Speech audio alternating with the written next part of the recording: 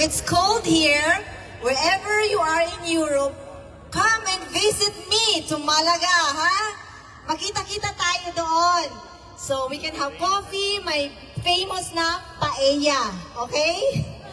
Okay, I'd like to give a speech, something that I prepared kasi aalis ako. I just want to be sure na I can share this representing our kababayans in Costa del Sol. Okay? It's called Costa del Sol kasi it's coast of the sun.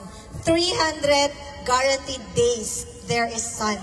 So, if you like to go and have some sunshine, come over to Malaga. Okay. Again, magandang hapon. I'm Teresa van der Zee. My husband is Dutch. I'm Davawenya/Boholana. Bisayang dako gyud ko. Okay, sa mga taga Davao, mga Mindanawans, Visayas, and even Luzon, thank you so much for being here. Mga minamahal kong kababayan, mga kapwa Pilipino dito sa Europa, magandang araw po sa inyong lahat. Nandito tayo ngayon, hindi bilang mga dayuhan, kundi bilang mga Pilipinong nagmamahal sa inang bayan. Nandito tayo dahil may tinig tayong kailangang iparinig. May hinaing tayong kailangang dinggin. At may panawagan tayong kailangang gawin. Ang sakit ng ating bayan ay sakit din natin.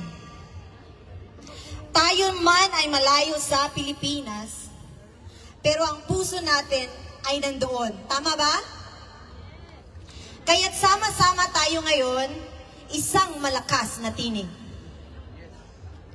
My fellow Filipinos, our voices, united here in the heart of Europe, are not whispers in the wind.